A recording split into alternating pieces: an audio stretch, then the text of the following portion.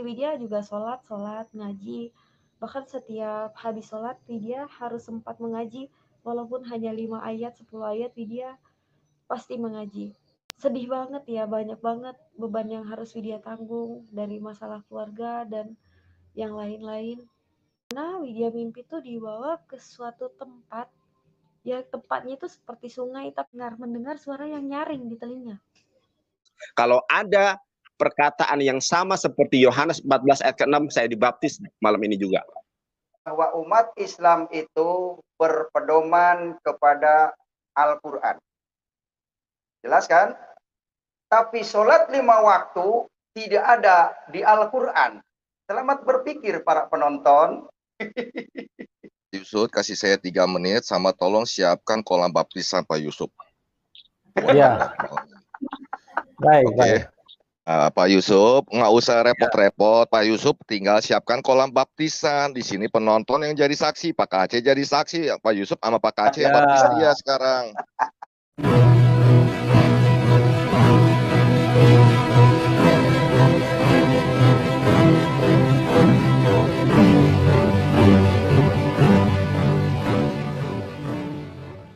Assalamualaikum warahmatullahi wabarakatuh. Alhamdulillahillazi an'amana bi ni'matil imani wal islam. Asyhadu an la ilaha illallah wahdahu la syarikalah. Wa asyhadu anna Muhammadan abduhu wa rasuluh la nabiyya ba'da. Puji syukur kehadiran Allah Subhanahu wa taala karena kita diberikan waktu dan kesempatan berjumpa kembali melalui channel Salam Satu Akidah.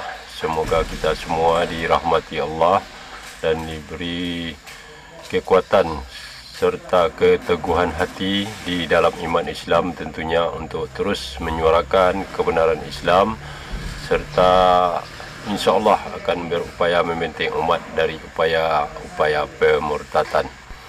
Nah, saudaraku semuanya, pada kesempatan kali ini saya akan menampilkan lagi sebuah video yang diambil dari channelnya Yusuf Manubulu ya. Dan kembali dia menampilkan murtadin odong-odong ya. Kenapa kita bisa katakan odong-odong dan berbohong? Karena memang terbukti nantinya dia tidak bisa menunjukkan dia adalah seorang muslim, seorang mukmin, apalagi yang beriman ya. Itu dibuktikan dengan ketika dia membaca ayat kursi ya, yang mana mungkin dahulu dia pernah coba hafal ayat kursi, namun ketika dia melakukan kesaksian dan berbohong dan juga berdusta, maka Allah Subhanahu wa taala menunjukkan kekuasaannya dengan membelintir lidah murtadin ini ya. Kemudian juga Ustadz Yonatan Nandar di sini juga ikut bergabung dan beradu argumen dengan MKC ya. Seperti biasanya MKC ini selalu meminta ayat yang tidak ada tertulis di dalam Al-Quran. Nah, di kali ini Ustadz Yonatan Nandar pun melakukan hal yang sama dengan meminta satu ayat yang ada di Bible. Kalau bisa MKC menunjukkan, maka Ustadz Yonatan Nandar siap untuk dibaptis ya. Dan ternyata Ustadz MKC tidak mampu menunjukkan ayat yang diminta. Nah, bagaimana nanti video selengkapnya kita akan saksikan bersama. Namun terlebih dahulu tentunya saya mengucapkan terima kasih yang setinggi-tingginya kepada saudaraku semua yang sudah mendukung channel ini dengan subscribe. Juga yang baru bergabung, jangan lupa untuk mendukung channel ini. Juga kita dukung channel-channel dakwah lainnya untuk terus berkembang dan untuk membentengi umat muslim dari upaya pemurtatan dari kaum kadal. Nah, tanpa panjang mukadimah lagi, langsung saja kita simak videonya terlebih dahulu. Selamat menyaksikan.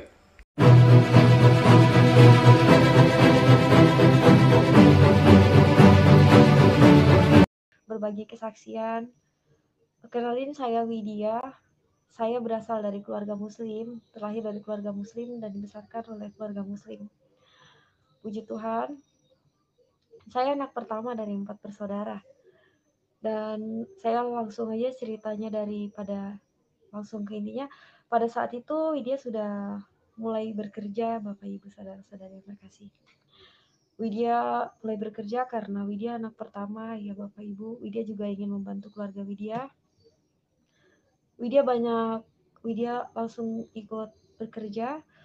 Pas Widya sebelum bekerja sih karena Widya punya niat ya untuk membantu keluarga Widya gitu, karena Widya anak pertama. Jadi pada saat itu Widya bekerja banyak banget ya. Ya jujur sih Widya juga sholat ngaji. Bahkan setiap habis sholat Widya harus sempat mengaji, walaupun hanya 5 ayat 10 ayat Widya pasti mengaji. Widya sholat, mengaji, berdoa pada ya seperti biasanya sholat 5 waktu, Bapak Ibu saudara-saudari yang terkasih.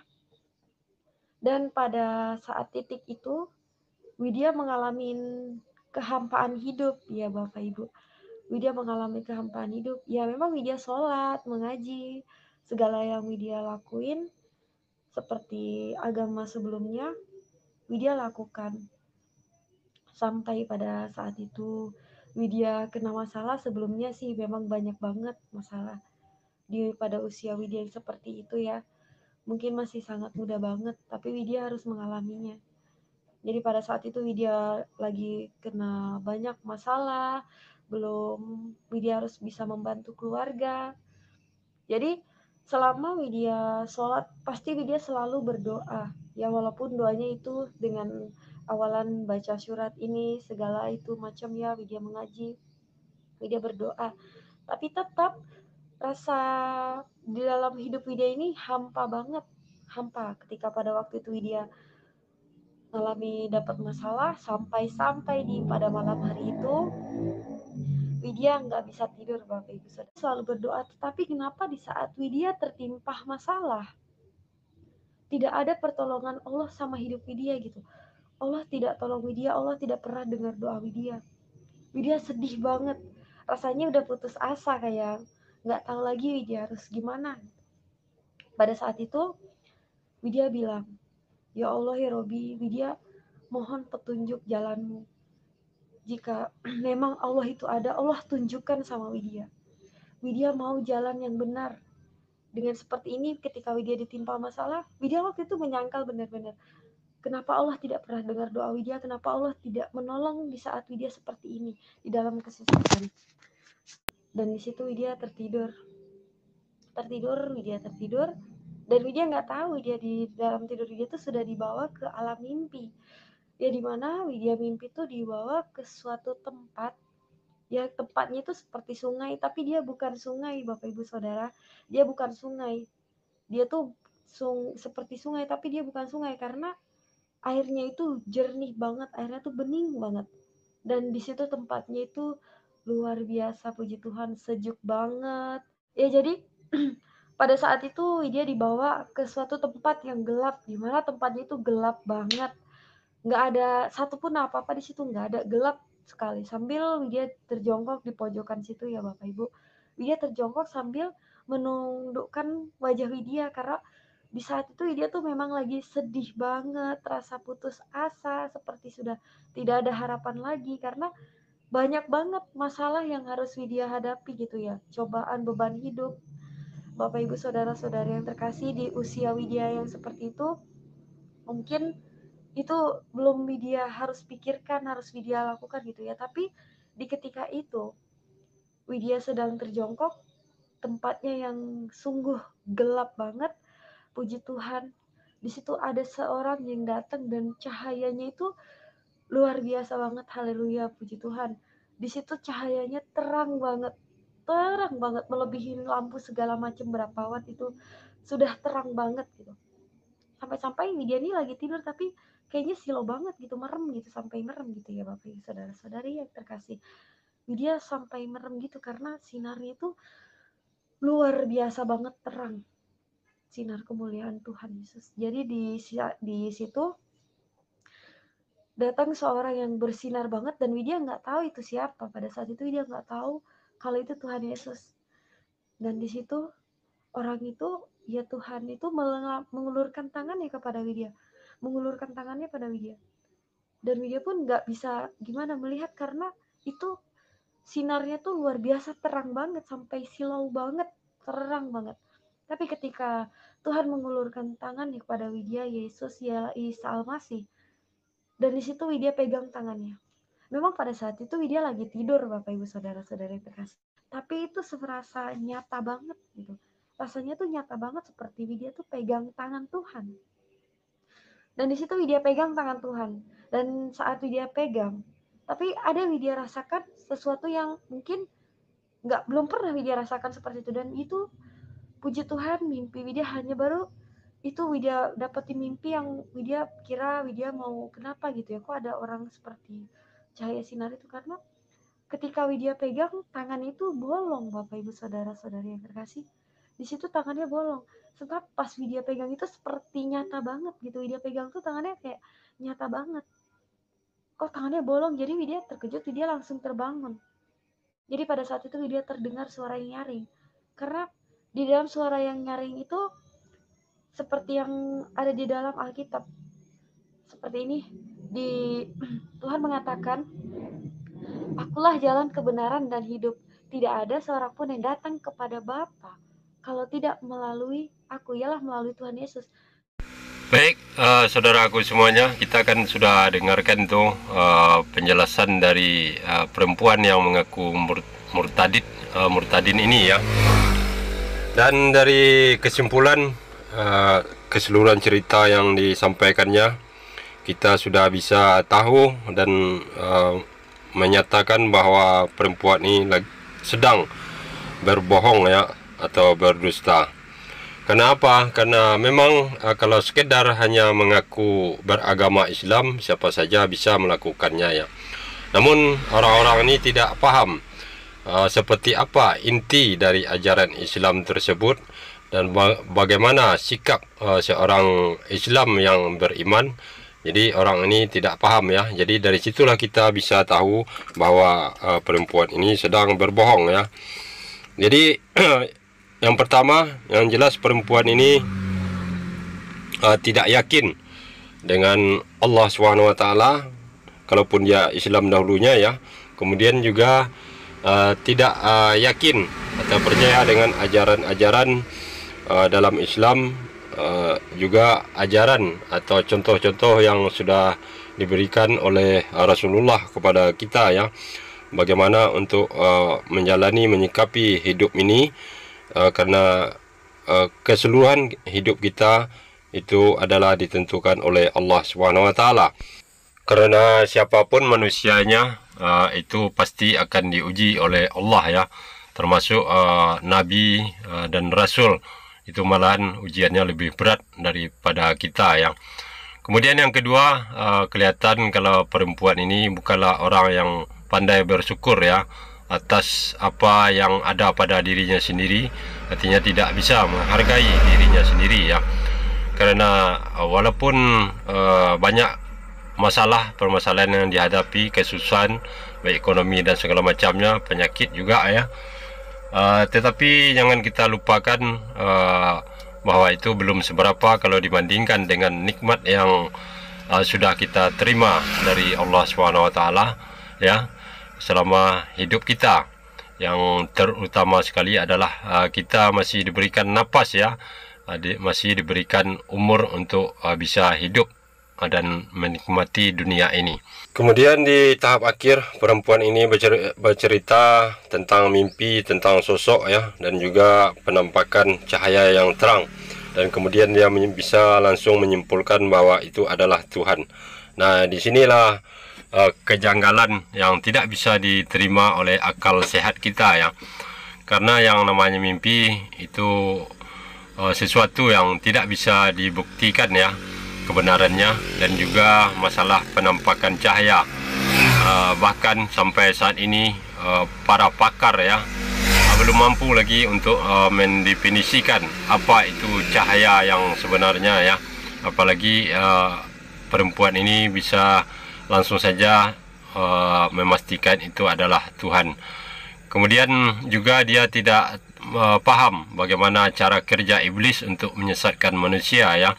Karena kalau kita umat muslim yang beriman tentu paham seberapa hebat kemampuan iblis itu. Kita sudah tahu ya, Ibaratnya orang mau bertanding, jadi kekuatan lawan itu sudah bisa kita baca ya. Jadi kita bisa antisipasi. Jadi jalan yang lurus yang sebenarnya adalah Isa Al-Masih menurut Al-Quran. Kekeliruan di dalam Islam saya dulu bahwa menganggap sholat 5 waktu itu ibadah kepada Allah. Nah, ini kekeliruan yang terbesar. Saya pikir dulu memang ibadah kepada Allah seperti itu. Iya. Tapi setelah saya dari Arab, ternyata sholat 5 waktu itu hanya tiang agama Islam. Jadi menyembah Allah itu tidak seperti itu. Nah, ini biar ada Muslim yang agak hangat kupingnya yang mendengarkan. Jadi saya ini juga mencerahkan dunia, mencerahkan publik, karena khususnya dari agama Islam, sholat itu dianggap menyembah Allah. Dengan tunggang-tungging seperti itu dianggap menyembah Allah. Padahal tunggang-tungging seperti itu adalah mendirikan tiang agama sesuai hadis. Nah, ini yang perlu disampaikan kepada publik, karena Mbak Widya sendiri sebenarnya melakukan sholat tidak tahu apa tujuannya dulu. Betul kan Mbak Widya? Nggak tahu kan? Iya Pak, seperti itu. Iya, ikutan aja bagaimana orang tua, bagaimana ustadz, begitu kan? Iya, hanya seperti saya seperti rutinitas aja gitu. Melakukan iya, rutinitas. Tapi hadis mengatakan bahwa sholat 5 waktu itu adalah mendirikan tiang agama, bukan ibadah kepada Allah. Iya, Kakek Widya juga bilang kayak gitu. Jadi kalau makanya kalau ada Muslim yang masuk sekarang mau menjelaskan tentang sholat dengan Muhammad kata, silahkan. Disinilah kasihan umat Islam itu melakukan sesuatu yang tidak tahu. Makanya umat Islam mau dibawa ke neraka aja udah sorak-sorai. Kalau memang ada seperti itu, bagus di Islam. Harusnya tegur Yahya Waloni oleh pengikutnya kalau memang begitu. Karena Yahya Waloni tidak menghargai orang Kristen. Mengkafir-kafirkan agama Kristen. Maaf untuk kalau saya menghargai itu, Pak. Karena yang saya tahu, yang saya pelajari begitu, menghargai agama lain, menghargai semua manusia, tidak melihat agamanya itu apa. Karena saya juga menghargai semuanya. Saya juga menyayangi semua umat manusia. Tidak hanya dalam agama saya. Oke, kalau bagi Anda, Pak Ahmad, sebentar saya tanya juga sedikit ya. Pak Ahmad, saya mau bertanya. Jadi menurut Anda Ustadz Yahya Waloni itu Ustadz yang benar apa bagaimana menurut Anda? Siapa? Yahya Waloni. Saya tidak tahu itu. Akan menunjukkan jalan yang lurus berdasarkan dalil. Dalil itu baik Alkitab maupun Al-Quran. Nah, setelah saya temukan dalil yang kuat di dalam Yohanes 14 ayat 6 yang berkata, "Akulah jalan, kebenaran, dan hidup.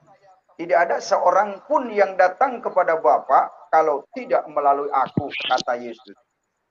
Jadi mengikut Yesus menemukan jalan yang pasti, tidak mudah-mudahan, tidak wallahu alam. Begitu. Oke, boleh. Nah, dan yang penting saya ingin sampaikan kepada Anda malam ini, saya 36 tahun di Islam tidak menemukan ayat di Al-Quran yang mengatakan bahwa Muhammad bin Abdullah akan menyelamatkan di hari kiamat. Nah, itu yang membuat saya murtad. Tidak ada ayatnya di Al-Quran Muhammad bin Abdullah akan menyelamatkan. Berarti rugi dong saya kalau bangga-bangga memuji Muhammad siang malam, Allahumma sholli ala Muhammad wa ala ali Muhammad, mendoakan Muhammad siang malam. Sementara Muhammad tidak bertanggung jawab ke saya. Pertama ini sahabat TV, kami perlu informasikan Anda tidak bisa terkonek dengan kami. Device not connected, ya. Device is not connected. Ya, silakan Anda keluar dulu baru masuk lagi. Ya, mungkin Anda punya sinyal lagi kurang bagus. Ini sahabat TV, ya. Sahabat TV ini Muslim, walaupun diskusinya mutar kayak kipas angin, tetap kami kasih kesempatan ya. Oke, kita ke Benteng Iman dulu nih. Benteng Iman ini Muslim apa Kristen? Selamat malam. Selamat malam Pak Yusuf Manubulu, jangan di-kick ya. Saya Evangelis Yonatan Nandar. Oh, iya. Saya tidak akan kick Anda, cuman yang penting Anda berdiskusi yang sesuai dengan aturan ya. Oke. Oke. Saya mau bertanya kepada Mbak Widya. Sebentar, jangan dulu, tahan dulu ya. Kita nanti saya yang atur. Oke. TV. Ya, selamat malam Pak Yusuf. Ya, selamat malam sahabat TV. Ya. Ya, tahan dulu ya. Sahabat TV, berjumpa di sini dengan Evangelis Yonatan Nandar. Ya, baik. Saya sarankan Pak Nandar, Anda jangan pakai evangelis ya. Karena Anda punya evangelis tidak bisa dibuktikan. Jadi tolong jangan pakai evangelis. Kalau Anda pakai evangelis, saya bisa membuktikan. Saya akan keluarkan Anda kalau Anda pakai evangelis. Itu keterangan yang tidak benar. Saya Benteng Iman deh. Saya Benteng Iman. Saya bukan Yonatan Nandar. Jadi jangan pakai evangelis di sini ya. Karena saya dari dulu minta bukti. Mana bukti Anda penunjukan dari gereja mana? Lanjut. Oke, sekarang saya kasih kesempatan kepada Pak Nandar. Jadi kita kasih waktu Anda menyampaikan pertanyaan 5 menit dan kemudian akan ditanggapi. Jadi sistem diskusinya pada saat Anda berbicara tidak ada yang memotong ya. Nanti pada saat Kristen yang menjawab atau murtadin yang menjawab, Anda juga tidak boleh memotong ya, supaya diskusi kita terarah.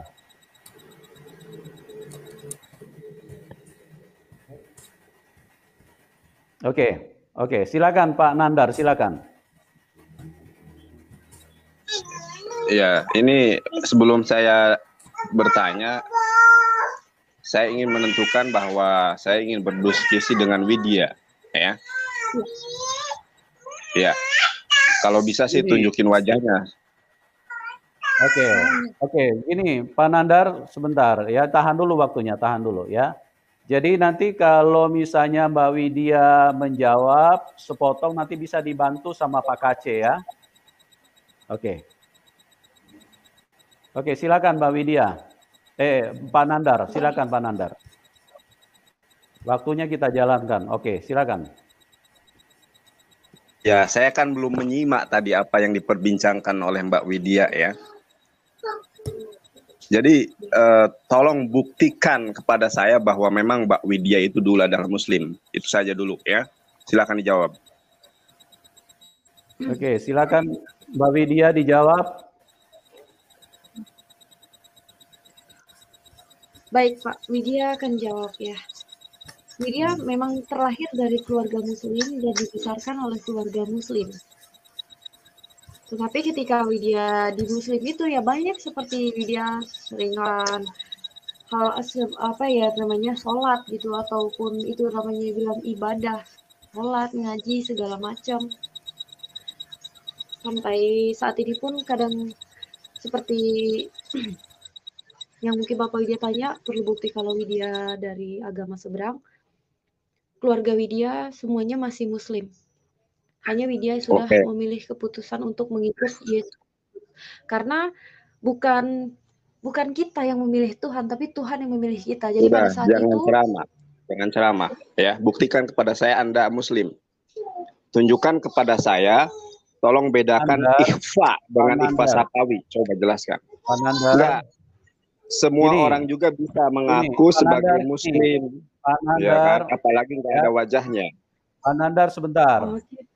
Tadi kan saya sudah bilang peraturan di awal, kalau narasumber sedang berbicara, Anda jangan memotong. Ini diskusi, ya. Belajar intelektual sedikit ya, supaya kita sama-sama bicaranya enak gitu, ya. Oke, lanjut. Sorry. Silakan. Silakan Mbak Widya dilanjutkan. Ya, jadi Bapak harus bukti apa? Harus Kak Widya seperti membaca salah satu dari dalam Al-Quran? Tunjukkan wajahmu. Tunjukkan wajahmu. Kalau kayak gitu bisa aja kamu lihat latinnya. Ya, Tunjukkan jangan wajahmu. dipotong. Pak Nandar, jangan dipotong. Ya, Anda Iya. dengar saja dulu. Ya, dari tadi wajahnya sudah ditunjukkan. Iya, Dari biarin tadi aja, jangan wajahnya sudah didengerin. ditunjukkan. Ini hanya untuk menghemat baterai dan juga menyesuaikan dengan kondisi signal. Jadi beliau tidak tampilkan wajah. Dari tadi waktu live itu wajahnya sudah tampil terus di situ. Ya gitu Bapak. Jadi jangan Oke. Oke, Bapak boleh bertanya. Mau Bapak bertanya apapun, tapi dengan hati yang tenang ya Pak, hati yang damai, jangan emosi karena ketika kita emosi Oh, bukan enggak. lagi. Saya enggak Iya, emosi. oke. Oke, puji Tuhan kalau nggak emosi. Jadi Bapak mau perlu bukti apa kalau Widya memang benar-benar dari Muslim? Sampai saat ini Widya masih mau mengatributkan walaupun Widya memakai hijab karena Widya beradaptasi di sini. Widya ikut sama orang tua Widya, Bapak Ibu Saudara-saudari. Karena Widya menghargai lingkungan sekitar juga. Gitu.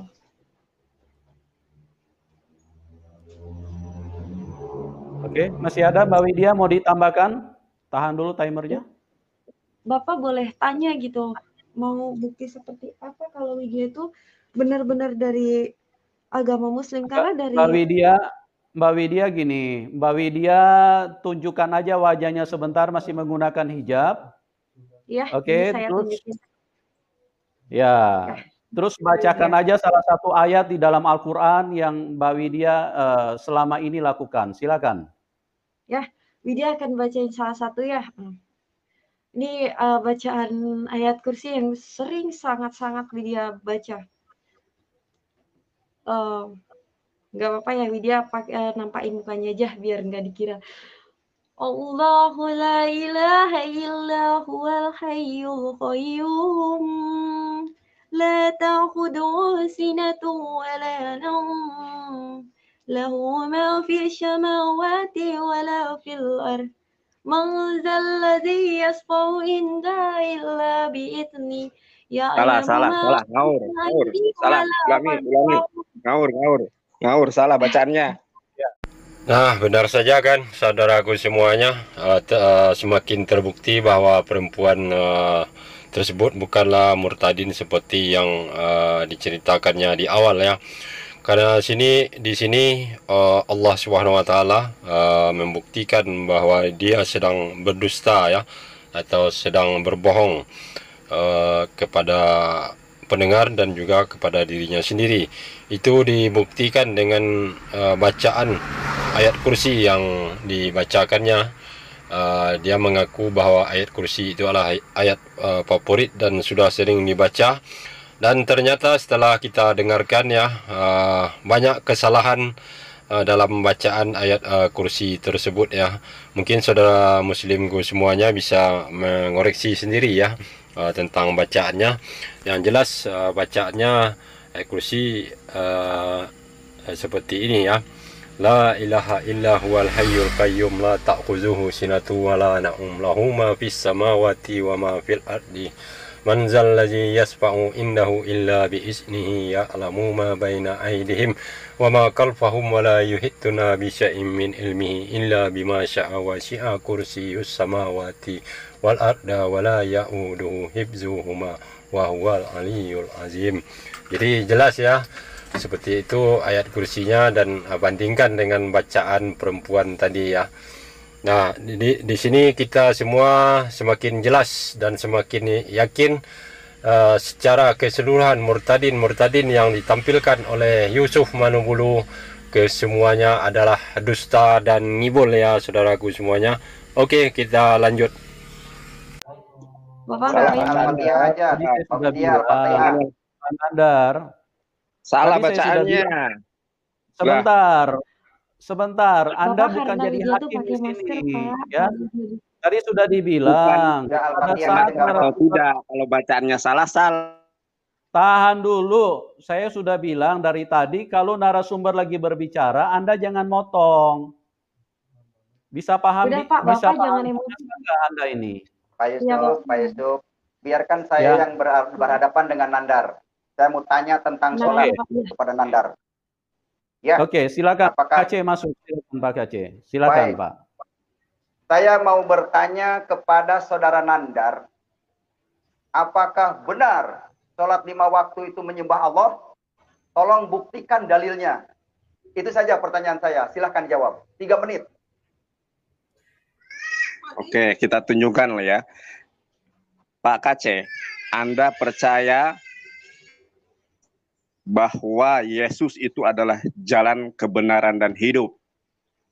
Tunjukkan kepada saya satu ayat saja di dalam Injil Matius, Markus, dan Lukas, ayat yang berbunyi sama dengan Yohanes 14 ayat ke-6. Tahan waktunya dulu. Pak Nandar, pertanyaannya Pak KC tadi, itu saja yang Anda jawab. Anda nanti kemudian dikasih kesempatan untuk bertanya. Yang namanya debat itu bertanya dan menjawab. Ini bukan debat. Begitu. Enggak, begini. Pak. Ini bukan berdebat, Pak Nandar, ya. Jadi apa yang ditanyakan Anda jawab. Nanti saya kasih kesempatan Anda juga untuk bertanya kepada kepada Murtadin, ya. Jadi pertanyaannya Pak KC tadi silakan Anda jawab dulu. Dulu Pak Yusuf, ya. Saya masuk ke sini di dalam rangka menguji emisi. Apakah benar Murtadin yang Anda sajikan itu ternyata ketika dites dan dia sendiri yang berinisiasi salah kaprah. Ya. Gitu loh ya. Terus kalau mau berdebat gini, itu masalahnya nanti Pak Yusuf. Gini. Sebentar, saya jelaskan dulu. Saya jelaskan dulu. Warnanya kurang jelas nih Pak Widya, kurang jelas. Itu masalah salah, itu kan penilaian Anda pribadi. Itu kan penilaian Anda pribadi. Jadi Anda nggak usah sok pintar untuk menyatakan bukan orang pintar. Bukan sok pintar, Pak. Bisa di bukan, nanti saya akan buatkan konten untuk mengcounter ini. Jadi Nandar ini disuruh jawab pertanyaan saya malah muter-muter kemana-mana. Nggak bisa jawab ente ya. Kan pertanyaan saya sangat simpel. Jawab dong, apakah sholat 5 waktu itu praktek menyembah Allah? Tunjukkan dalilnya, gampang kan? Di Al-Quran. Halo, dengarkan saya. Pak Yusuf, kalau mau ya, tentukan hari apa. Jawab dulu, Nandar, pertanyaan saya. Anda itu kelihatan bodoh kalau di sini memperlihatkan kebodohan. Tahu nggak, Pak Nandar? Bodoh. Ya, jadi begini ya, Pak Nandar, tadi kan saya sudah bilang, kita ini tanya jawab. Jadi tadi saya kasih kesempatan Pak KC untuk bertanya kepada Anda silakan jawab. Nanti saya kasih kesempatan Anda untuk bertanya, gitu loh. Nah, Pak Yusuf ini inkonsistensi ya, dengarkan saya ya. Kalau mau kita berdiskusi si KC dengan saya, tentukan jadwalnya di channel. Sudah sekarang saja. Karena kalau direncanakan oleh kamu, saya sering di-kick, ya.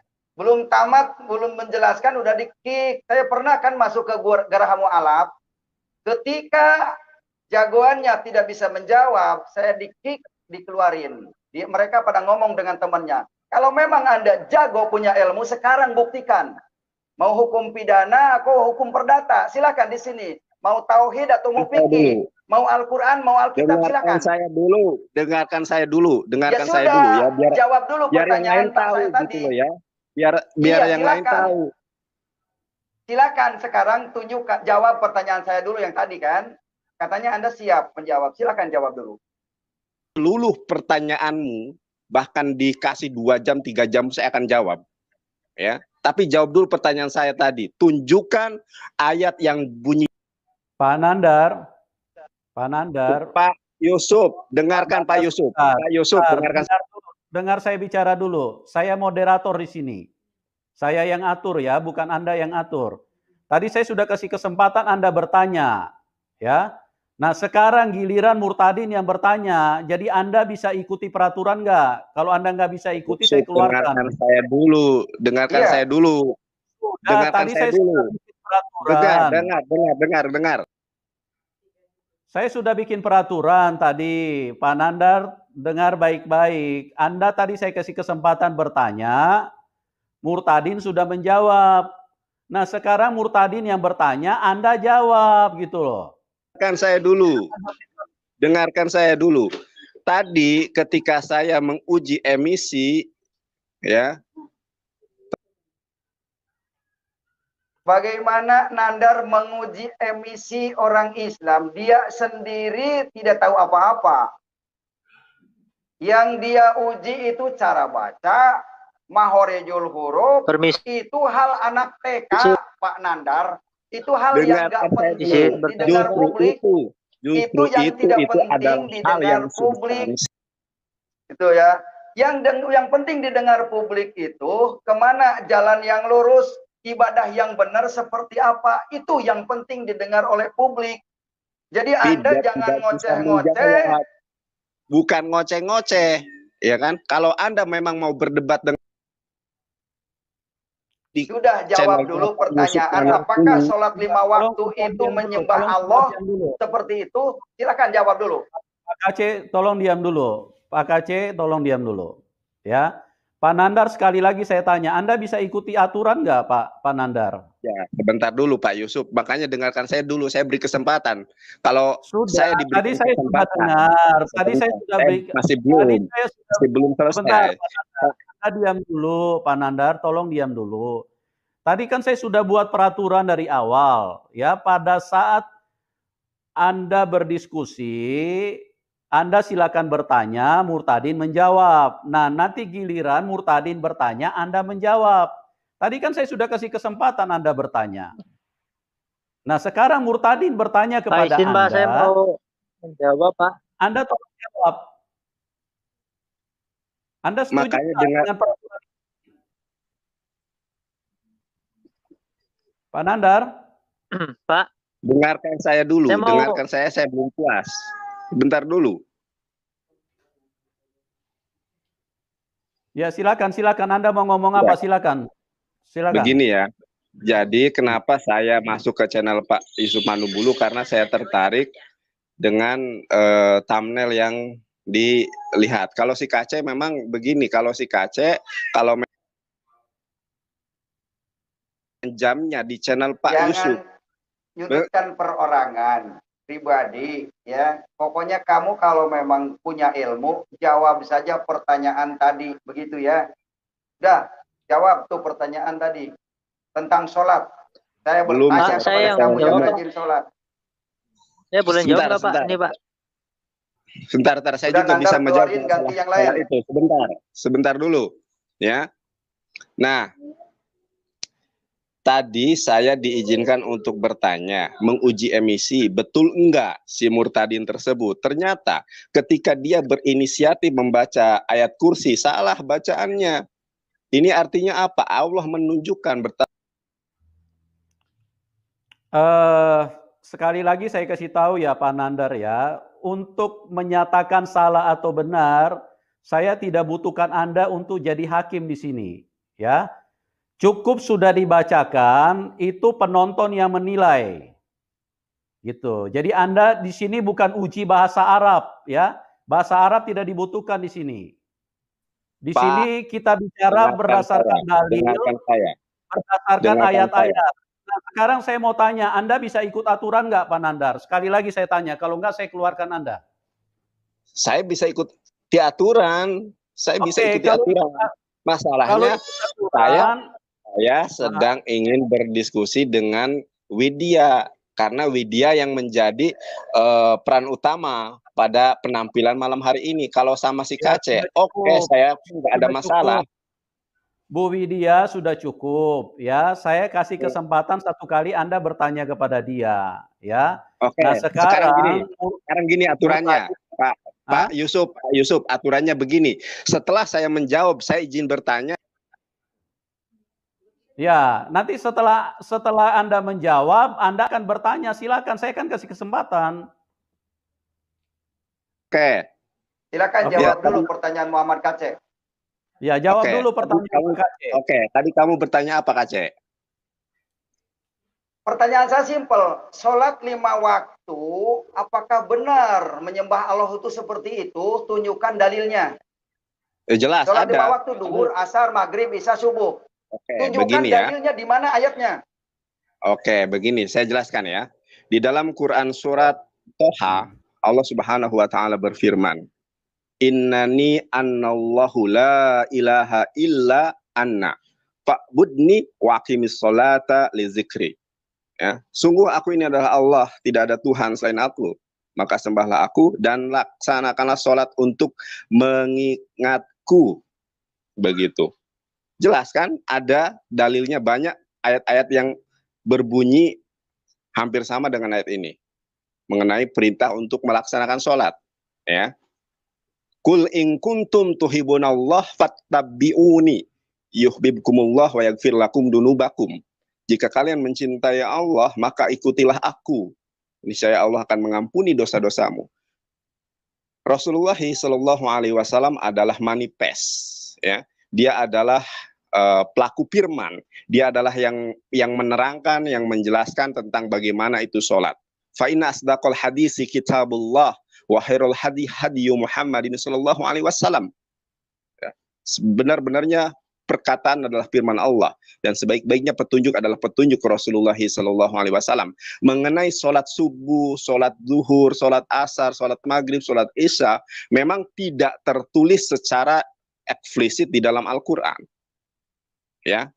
Akan tetapi penjelasannya termaktub bagaimana Rasulullah sallallahu alaihi wasallam menjelaskan perintah sholat itu sendiri, yang disebut dengan namanya hadis. Hadis itu terbagi menjadi 3. Hadis fi'aliyah, hadis perbuatan. Kemudian hadis qauliyah, perkataan. Kemudian takriri, hadis ketetapan.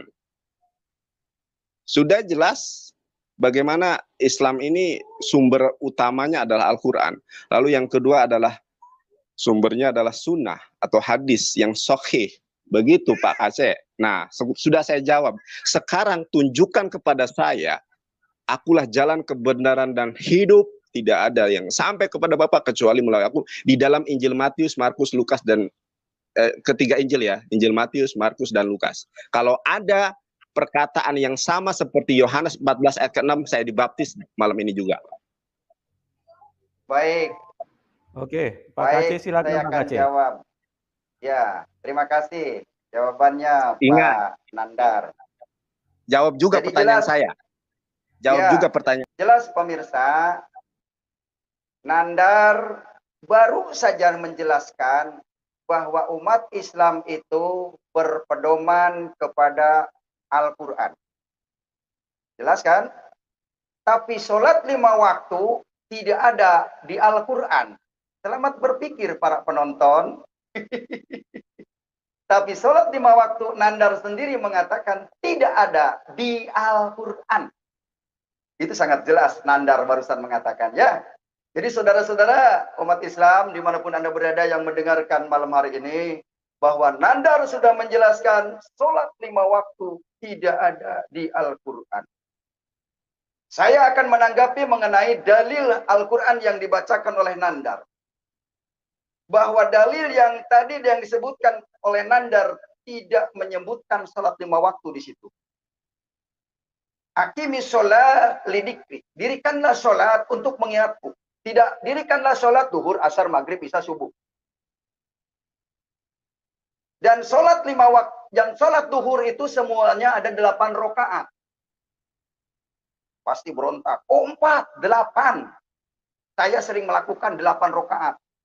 Yang pertama sebelum sholat duhur itu sholat sunat 2 rakaat. Sama sholat 4 rakaat jadi 6. Ba'da sholat duhur 2 rakaat lagi jadi 8 kan. Sholat duhur itu 8 rakaat. Izin Mbak. Dimanapun Anda berada, bahwa sholat itu tidak, sholat 5 waktu itu adalah tidak ada di dalam Al-Quran. Jadi dari mana? Itu mungkin dari kitab karangan manusia. Itu saya minta penjelasan apakah sholat 5 waktu ibadah kepada Allah. Nandar tidak bisa menunjukkan dalilnya, tidak bisa menjelaskan bahwa as-sholatu ibadallah. Tidak ada. Nah, disinilah para penonton yang menilai apakah Muhammad KC yang benar atau yang Nandar yang berantakan. Silahkan penilaian ada pada Anda. Malam ini Anda diberkati Tuhan. Izin menambahkan? Belum. 33 menit lagi. 33 detik lagi. Jadi jelas, malam ini penonton diberkati bahwa tahu ajaran Islam itu menyimpang dari Al-Quran. Itu saja. Terima kasih. Oke. Pak, izin Pak, boleh menjawab Pak? Sebentar. Nanti saya kasih kesempatan. Sebentar. Si Kace saya bertanya nggak dijawab. Sedangkan saya ditanya, saya menjawab seutuhnya. Sekarang jawab pertanyaan saya. Ya, seandainya ada Yohanes 14 ayat ke-6 terdapat di dalam Matius, Markus, dan Lukas, saya dibaptis detik ini. Kalau saya dibaptis semua ya pasti akan viral karena saya memahami bahasa Ibrani, bahasa Arabik dan lain sebagainya. Kemudian yang kedua, ya, tolong tunjukkan di dalam baptis tidak pernah sekali Yesus membaptis. Detik ini juga saya dibaptis. Tolong tunjukkan KC kepada saya. Pertanyaan saya cukup sangat sederhana sekali. Ini artinya apa? Fondasi Kristen ini nggak kuat. Yesus tidak pernah seumur hidup membaptis orang. Justru akulah jalan kebenaran dan hidup, itu pun salah terjemahannya. Tolong KC jawab. Atau yang lain silahkan membantu. Karena jelas Roh Kudus aja tidak terdapat di dalam Torah, nggak ada Roh Kudus. Oke, saya jawab. Satu kalimat, bisa langsung jawab ya. Satu kalimat Yohanes 14 ayat 6, di situ sangat jelas. Akulah jalan kebenaran dan hidup. Tidak ada seorang pun yang datang kepada Bapa kalau tidak melalui aku. Ini kata Tuhan Yesus. Jadi kalau kata ini harus ada di Matius, di Markus, itu beda kitab, teman. Beda judul, beda topik, ceritanya lain. Tidak mungkin satu kalimat ditaruh di beberapa kalimat, karena Alkitab yang sempurna itu runut ceritanya, beda dengan Al-Quran. Ingat saudara, malam ini saudara mendengar, mungkin Anda akan kaget. Bahwa di dalam Al-Quran ada pesan setan, yaitu pesan jin. Di dalam surat 72 Al-Quran, yaitu surat jin. Nah, ini yang publik harus tahu, bahwa di Al-Quran ada surat jin. Ya, surat 72 namanya surat jin. Di Al-Quran ada binatang, yaitu Al-Baqarah, sapi betina. Kace, kamu nggak menjawab pertanyaan saya. Al-Ankabut, laba-laba. Pokoknya di Al-Quran itu banyak binatangnya. Jadi tidak salah kalau saya katakan Al-Quran ada pesan jinnya. Jadi jangan salahkan kalau ada umat Islam itu jadi pengikut jin. Nah, ketika jadi pengikut jin, surat Al-A'raf ayat yang ke-179 di sini dikatakan bahwa pengisi neraka jahanam itu akan dipenuhi dengan jin dan manusia, dan manusia ya. Coba lihat di dalam surat Al-An'am, walaqad dara'na li jahannama katsiran minal jinni wal insi. Tuh, huruf original teksnya juga ada jin, wal insi dan manusia. Artinya, dan sesungguhnya kami jadikan untuk isi neraka jahanam kebanyakan dari jin dan manusia. Makanya yang membaca Quran ini membaca pesan jin, hati-hati. Jadi temannya jin. Ya, Mas Nandar, sadarlah ente di Al-Quran itu ada surat jin. Jadi jangan-jangan Anda yang Anda baca itu hanya pesan-pesan jin gitu ya. Huruf panjang pendek itu kata jin, artinya nggak ngerti ya. Huruf original teksnya Arabnya juga jin dan manusia. Jadi terjemahannya sama. Itu. Jadi jelas yang akan masuk memenuhi neraka jahanam itu adalah jin dan manusia. Mudah-mudahan Pak Nandar bertobat malam ini. Pak Yusuf. Oke. Shalom Pak Yusuf. Shalom. Ya, shalom Pak. Shalom. Pak Yusuf kasih saya 3 menit sama tolong siapkan kolam baptisan Pak Yusuf. Iya. Baik, baik.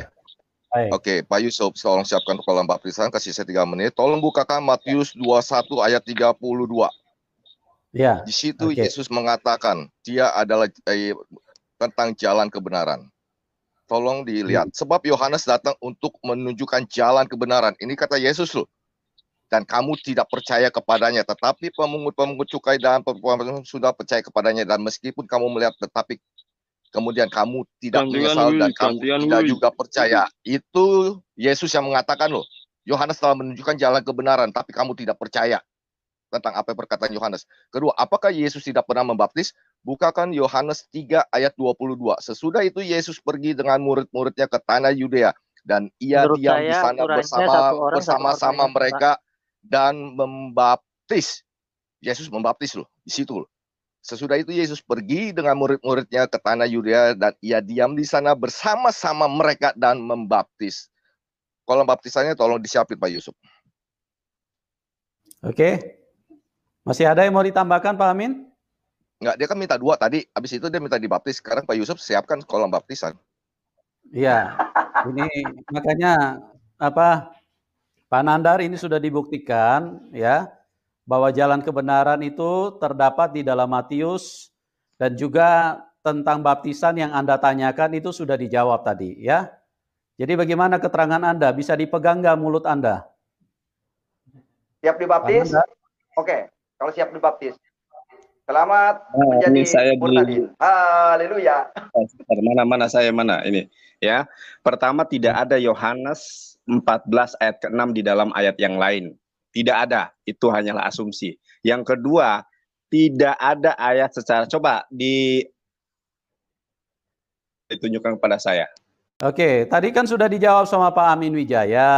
Di dalam tunjukkan ayatnya. Tidak ada. Kan pertanyaan saya yang pertama adalah Yohanes 14 ayat ke-6. Anoki haderek fe Ahmed, fe Hayim, itu kan. Pak Nandar, di sini nggak usah pakai bahasa Ibrani ya. Pada saut-sautan, nggak jelas. Ya. Bukan masalah bahasa Ibrani itu bahasanya Yesus. Tidak ada ayat yang serupa. Nah, yang dilampirkan tadi itu. Pak Nandar, tolong diam dulu. Penonton kita semua bahasa Indonesia, jadi kita nggak usah ke Ibrani-Ibranian, nggak usah ke Arab-Araban, ya. Kita bahasa Indonesia saja, dan Tuhan itu mengerti semua bahasa. Perjanjian lama itu bahasa aslinya bahasa Ibrani. Meneng, cuk. Sudah tahu, tapi bukan bahasa Yunani. Ini artinya apa? Ini artinya ya, jadi tolong tidak usah pakai bahasa Ibrani, bahasa Yunani, tidak usah pakai bahasa seperti itu ya. Bahasa kalau Anda gitu, juga Anda gulung tikar saja. Tadi kan Udah Pak Yusuf, nggak usah repot-repot. Pak Yusuf tinggal siapkan kolam baptisan. Di sini penonton yang jadi saksi, Pak Aceh jadi saksi. Pak Yusuf sama Pak Aceh yang baptis dia sekarang. Pak Aceh udah siap membaptis Nandar bahwa Yesus pernah membaptis. Yesus dan membaptis. Gitu. Lampirkan ayatnya, bahasa Yunani Ibraninya. Lu jangan ngeles kemana-mana.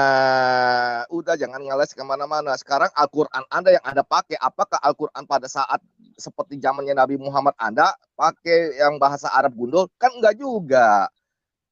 Nah, ini yang namanya umat terjemahan. Arab modern. Nah, ini namanya umat terjemahan. Nih saya kasih tahu ya. Saya kasih tahu. Teman-teman, lu juga banyak pakai yang terjemahan. HMC segala juga nggak bisa. Kemarin juga di sini juga banyak ya pakai terjemahan, nggak bisa pakai bahasa Arab. Jangan ngomong terjemahan. Departemen Agama memunculkan Al-Quran terjemahan itu adalah untuk umat Muslim, bukan untuk umat Kristen.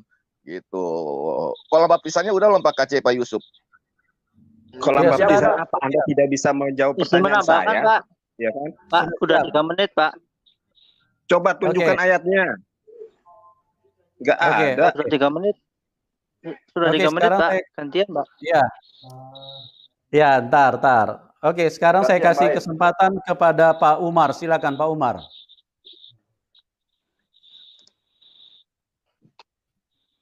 Besok saya kerja, Pak. Kenapa, Pak? Pak Yusuf, Besok Pak saya Yusuf kerja. Mau tanya Pak ini. Yusuf, enggak, Pak Halo, Yusuf assalamualaikum. emang nggak bisa Iya, iya. share screen. Dia kan minta ayatnya. Tadi ditampilkan ayatnya. Yohanes 3 Ya. ayat 22 itu Yesus dan murid-muridnya membaptis. Itu sama Matius 21 ayat 32. Ya. Dua pertanyaan Kita dia. tampilkan dulu. Kita tampilkan dulu. Ya, ini soalnya ada waktu ini, Pak. Kita hilangkan dulu timernya ya, baru kita tampilkan ayatnya dulu. Oke. Mbak Widya mana, Pak? Ayo, Pak. Ayo, Pak. Ini karena penulingnya, jadi Lama, nanti, yang lain nggak kebagian. ya sebentar ya, tolong semuanya diam dulu ya, supaya semuanya bisa berjalan dengan baik ya. Pak Amin, ini kita nggak usah Pak, tampilkan. terkait Tadi kan sholat 5 waktu, Pak. sudah Ya, disebutkan oke. tadi Sekarang ayatnya. untuk kita fair jujur, Pak KC tolong dibacakan Yohanes 3:22. Pak KC tolong bacakan. Yohanes 3:22 Pak ya. KC. Iya.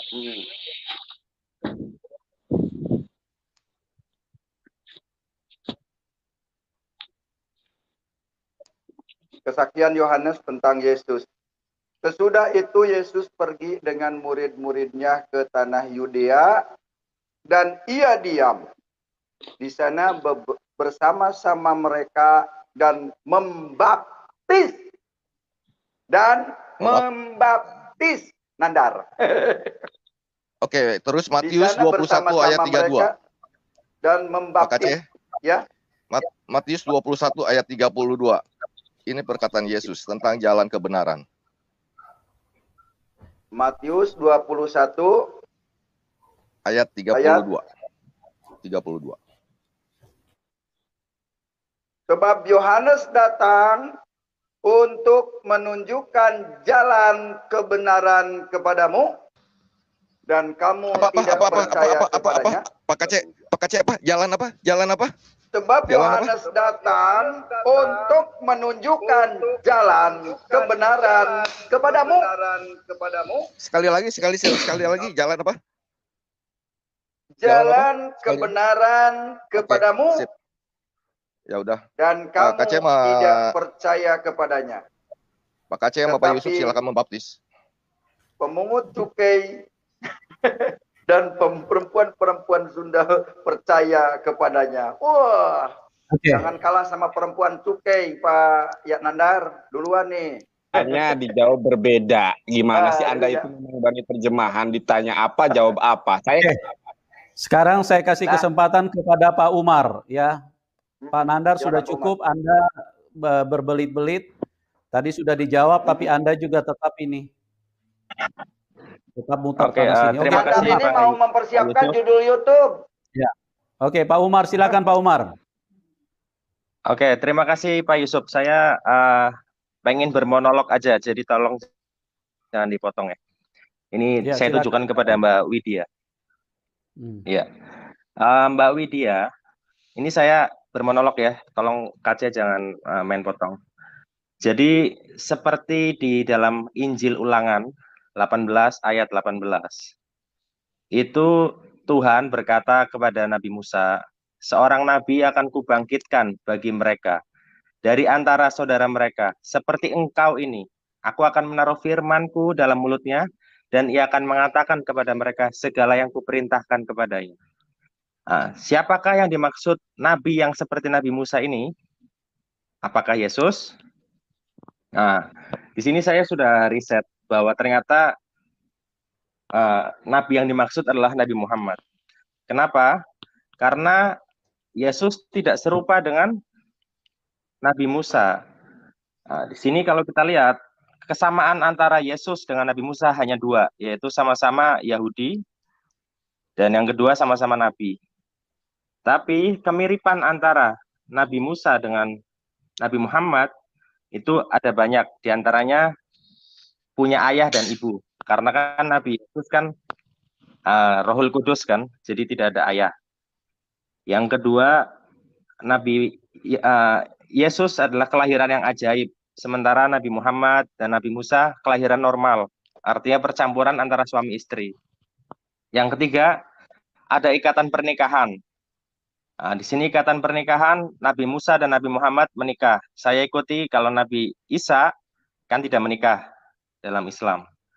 Terus yang keempat, Yesus ditolak oleh kaumnya, ya kan? Di sini jelas sekali, di sini di Yohanes 1 ayat 11. Dia Yesus datang kepada milik kepunyaannya, tapi orang-orang kepunyaannya itu tidak menerimanya. Siapa yang tidak menerima? Yaitu orang-orang Yahudi. Sampai saat ini orang-orang Yahudi juga tidak beragama seperti Yesus, ya kan? Sementara Nabi Muhammad diterima oleh umat Islam kaumnya seperti Nabi Musa. Sedangkan itu ada lagi kerajaan dunia lain. Nah, terus di sini tidak ada hukum baru. Yesus tidak membawa perintah hukum baru, sementara Nabi Muhammad dan Nabi Musa membawa perintah baru. Seperti Nabi Musa, dia ada 10 perintah Allah kepada Israel dan lain-lain. Terus di sini bagaimana mereka pergi? Musa dan Muhammad meninggal wajar, sementara Yesus disalib. Sementara surga di tempat kediaman, di poin ini adalah Musa dan Muhammad terbaring di kubur, sementara menurut Kristen kan Yesus ada di surga. Nah, jadi di sini yang ingin saya tegaskan di Ulangan 18 ayat 18 ini adalah berbicara tentang kenabian berikutnya adalah Nabi Muhammad. Jadi Mbak Widya yang masih fresh tolong dibaca lagi Injilnya. Oke. Terima kasih. Cukup waktunya. Oke, sekarang Pak Amin, silakan ditanggapi Pak Amin. Oke. Ya, dengar ya Umar ya. Kalau Anda bilang seperti Nabi Musa, ya, satu, Anda menyangkal seluruh isi Al-Quran.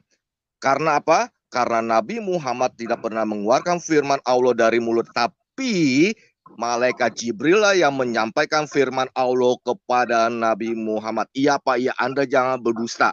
Gitu. Jibril lah yang memberitahukan kepada Nabi Anda. Kalau Yesus selalu berkata, aku dan aku, turuti firmanku. Itu firman yang ditaruh di dalam mulut Yesus.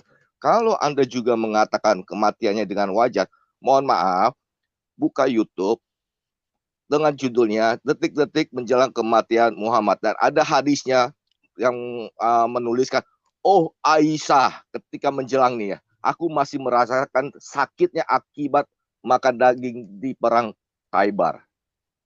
Dia sakit loh, gitu. Akibat makan daging di Khaybar. Iya apa iya? Jadi Anda jangan berdusta di mari begitu. Ya, ingat ya, kalau Anda mengatakan menaruh firman di mulut itu, Anda menunjukkan itu adalah Nabi Anda, berarti Anda menyangkal seluruh isi Al-Quran Anda. Karena isi Al-Quran Anda menuliskan bahwa firman Allah yang tertulis di dalam Al-Quran itu adalah disampaikan Allah melalui Jibril dan kepada Nabi Anda. Jelas Umar? Gitu ya. Kalau memangnya itu, tolong tunjukkan ayat yang sama di dalam Al-Quran seperti yang Anda klaim tadi. Tanpa ada bantuan Jibril. Silakan Pak Yusuf. Ya. Oke. Sebentar. Oke, saya jawab. Sebentar. Sebelum kita lanjut diskusi, saya mau pastikan dulu ini. Wong Deso ini Muslim apa Kristen ya? Kalau nggak jelas kita keluarkan. Halo, Wong Deso? Ya, halo. Ya, Muslim apa Kristen, Pak? Kejawen, Pak. Oh ya, kita keluarkan dulu ya, karena kita ini diskusi antara Muslim dan Kristen. Oke, kita keluarkan dulu, Wong Deso. Oke, sekarang kita silakan Pak Umar dijawab, Pak. Silakan. Oke, saya menanggapi omongannya tentang firman di dalam mulut Nabi Musa, kan memang ada mukjizat. Waktunya jalan, oke. Nabi Musa kan memang ada mukjizat. Dia bisa berdiskusi dengan Allah, kalamullah dalam Islam. Tapi mengenai firman dalam mulut yang tadi Pak Amin ya, Pak Amin tanyakan. Ya. Saya nggak perlu dijawab lah. Saya ingin bermonolog aja. Kalau pada saat Bapak membaca firman Tuhan, Injil, ayat-ayat Injil, apakah artinya bahwa Tuhan menaruh firman-Nya di dalam mulut Bapa atau tidak? Ya kan? Kenapa? Pasti kan jawabannya enggak. Pada saat Bapak membaca Injil, apakah Tuhan menaruh firman-Nya di dalam mulut Bapak? Tidak kan? Nah, itu yang saya maksud bahwa yang tadi Bapak bilang bahwa perbedaan Musa dengan Nabi Muhammad, bahwa Musa berbicara langsung sedangkan Nabi Muhammad melalui Jibril, yaitu adalah argumen yang kurang tepat. Karena nabi-nabi itu mendapatkan wahyu melalui Jibril, jadi Gabriel ya mungkin dalam Kristen. Jadi Tuhan menyampaikan wahyunya melalui malaikat. Nah, di sini ada juga yang kalau misalkan Nabi Muhammad dianggap bahwa Nabi Muhammad sakit karena memakan apa tadi saya kurang jelas, makan daging ya. Itu karena diracun, dan Nabi Muhammad kan memang manusia seutuhnya, manusia yang diangkat menjadi rasul pada saat usia 40 ke atas. Jadi manusia, kodrati manusia ya kalau diracun ya pasti sakit, Pak. Perang aja Rasulullah berdarah, kehilangan gigi geraham, segala macam. Artinya memang Rasulullah manusia dan kodrati manusia seperti itu. Terima kasih Pak, cukup. Oke, silakan Pak Amin tanggapi sekali lagi. Pak Amin, silakan. Jadi oke, dia sendiri yang telah membantah bahwa kematian Nabi Musa dengan kematian nabinya itu berbeda. Barusan dia sendiri yang membantah. Oke. Apakah taruh firman di mulutnya saya? Tuhan, ingat, ini nabi dengan nabi. Saya bukan nabi, Pak. Itu ya. Jadi tidak nyambung. Apa menaruh firman di dalam mulutnya? Artinya dia mengeluarkan firman itu sendiri. Buka Yohanes 8:31 ya. Maka kepada orang-orang Yahudi yang percaya kepadanya, jika kamu tetap dalam firman-Ku, kamu benar-benar adalah murid-Ku. Loh, kok kalau dia nabi dia berkata firman-Ku? Beranikah nabi Anda berkata kamu tetap dalam firman-Ku? Nabi Anda nggak berani, Pak. Tidak ada satu orang pun berani, Pak. Yohanes 8:31. Aku tahu bahwa kamu adalah keturunan Abraham, tetapi kamu berusaha untuk membunuh aku karena firman-Ku tidak beroleh tempat di dalam kamu. Itu firman, Pak. Firman Allah, Pak. Firman-Ku. Dia berkata firman-Ku, Pak. Yohanes 8:43. Apa sebabnya kamu tidak mengerti bahasaku? Sebab kamu tidak dapat menangkap firman-Ku. Itu mulut dari mulut Yesus itu yang keluar, Pak. Firman yang ditaruh, Pak. Itu firman, Pak. Tahu. Jadi pahamin dulu. Itu.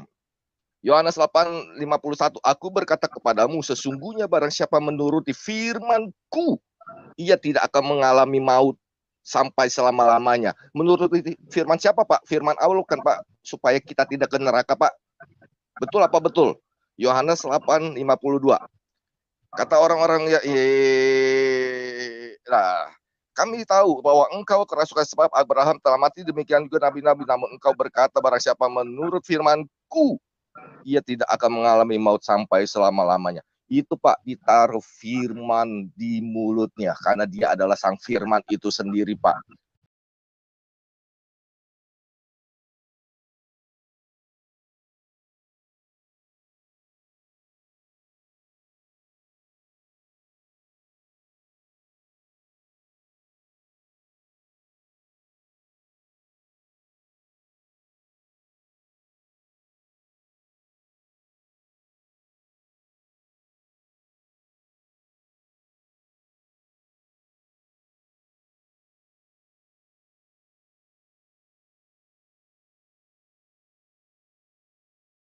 Sebutkan satu nabi saja yang berani mengatakan hal yang sama tentang menuruti firman-Ku. Nggak ada, Pak. Apakah nabi Anda berani? Kalau nabi Anda berani berkata demikian, seperti Yesus yang di mulutnya itu adalah firman, bawakan dalilnya satu aja, Pak. Silakan.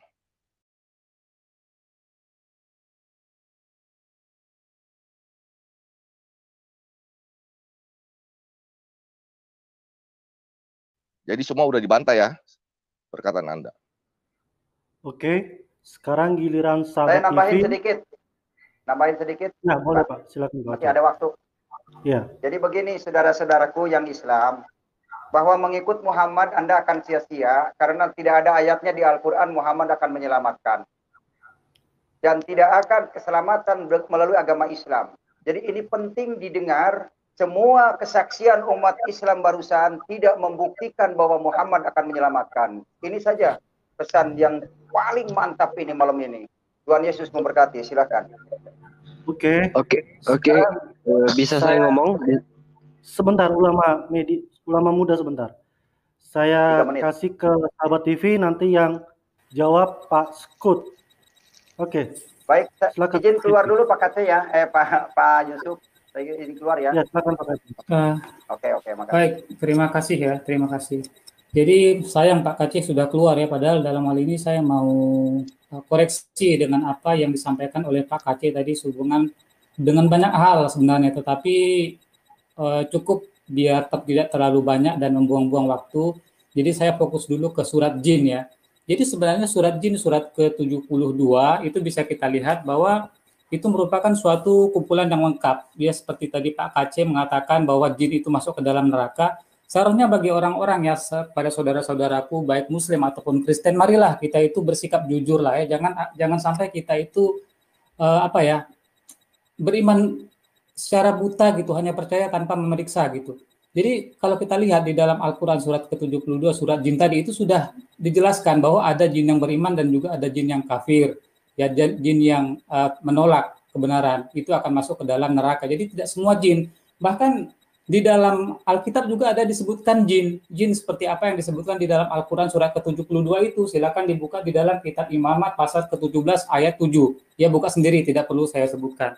Nah, di sini sebenarnya juga tentang sholat tadi ya, tentang sholat itu, ya kita bisa lihat di dalam surat surat keempat ayat 102 bahwa sholat itu adalah sudah ditentukan waktunya. Nah, waktu-waktunya itu di mana kita bisa lihat di hadis riwayat Muslim bahwa itu ada kejelasan ya tentang waktu-waktu itu sholat seperti itu. Jadi dalam hal ini terlalu banyak ya, tetapi mungkin itulah yang bisa saya sampaikan sementara ini. Nah, minta waktu lagi ya. Jadi perlu saya tegaskan bahwa memang ada perbedaan antara Islam dan Kristen ya dalam hal ini. Perbedaannya dulu yang akan saya sampaikan. Pertama, perbedaannya adalah sama tentang penebusan dosa ya, dosa asal, kemudian ketuhanan Yesus dan juga penyaliban Yesus. Itu perbedaannya. Sedangkan persamaannya sama-sama mengakui bahwa Yesus adalah Mesias, kemudian Yesus adalah utusan Tuhan yang mulia, dan juga Yesus menurut Al-Quran dan tentu saja dengan izin Allah itu sanggup menghidupkan dan dengan berbagai macam mukjizat, tentu saja itu dengan izin Allah. Sementara itu, terima kasih Pak Yusuf. Baik, saudaraku semuanya, kita sudah dengarkan secara keseluruhan ya diskusi antara Ustadz Yonatan Nandar juga dibantu oleh sahabat TV ya yang berhadapan dengan MKC dan juga beberapa orang Kristen ya. Dan ternyata tantangan Ustadz Yonandar tidak mampu untuk dijawab oleh MKC ya, dan sekaligus membatalkan pembaptisan untuk Ustadz Yonatan Nandar. Dan kita apresiasi dan selalu mendukung Ustadz Nandar dan juga sahabat TV ya untuk terus berjuang membela agamanya Allah ya. Dan kemudian pesan saya ini penting untuk didengar publik ya. Kalau MKC mengatakan bahwa di dalam Al-Quran tidak ada Muhammad bin Abdullah dan tidak ada Muhammad bin Abdullah untuk menyelamatkan manusia ya, maka perlu saya sampaikan juga di sini untuk disadari ya bahwa Bible itu tidak perlu kita percayai, karena di dalam Bible itu tidak ada ayat satu pun yang mengatakan Yesus itu sendiri mengaku akulah Tuhan dan sembahlah aku. Tidak ada ayatnya ya. Jadi percuma saja kita percaya untuk mengikuti Yesus karena kita akan tersesat ya saudaraku semuanya.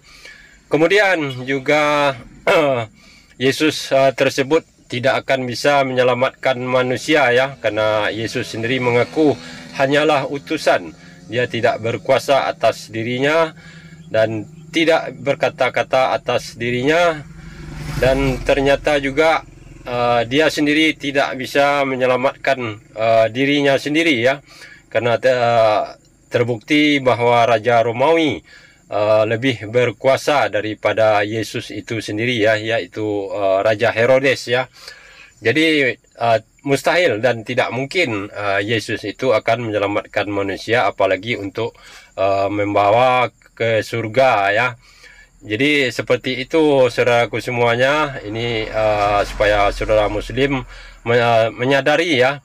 Sedangkan saya pribadi sudah 46 tahun sampai sekarang saya belum juga lagi menemukan ayat di dalam Bible Yesus berkata, akulah Tuhan dan sembahlah aku ya. Mungkin kalau saya temukan nanti saya pun mau dibaptis ya.